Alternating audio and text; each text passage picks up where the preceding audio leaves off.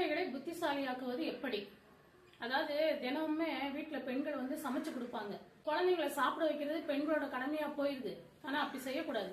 ஆண்கள் வந்து பெண்கள் சமைச்சு கொடுக்கறத வந்து குழந்தைங்களுக்கு நல்லா ஒரு சின்ன தட்டுல போட்டு பிசைஞ்சு நல்லா சின்ன சின்ன உருண்டையா உருட்டி பக்கத்துல உட்காந்து சாப்பிடுப்பா அப்படின்னு சொல்லி அவங்கள சாப்பிட சொல்லணும். ஊட்டி விடாதீங்க. ஊட்டி விட்டு அந்த குழந்தைக்கு வந்து சாப்பாட்டு மேல கான்சென்ட்ரேஷன் இருக்காது.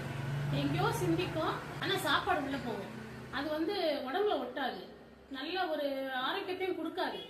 அதனால எல்லாருமே சின்ன சின்ன உருண்டைகளா உருட்டி ஊட்டி அவங்களே சாப்பிட சொல்லுங்க. சிந்தினாலும் பரவாயில்ல, அசிங்கமானாலும் பரவாயில்ல. நான் குழந்தைங்க சிந்தினா பரவாயில்லைங்க, கிளீன் பண்ணிக்கலாம். நம்ம பெண்கள் வந்து ஒரு பருக்கையை கூட கீழே சிந்தக்கூடாது. சாப்பிட முன்னாடி அந்த இடத்த பெருக்கி தொடச்சிட்டு உட்காந்து சாப்பிடணும். சாப்பாடு செஞ்சுச்சுன்னா அதை எடுத்து மறுபடியும் தட்டுல போட்டு சாப்பிட பழகணும். வேஸ்ட் பண்ணக்கூடாது. அப்பதான் குடும்பம் நல்லா இருக்கும், குழந்தைங்க புத்திசாலியா வளருவாங்க.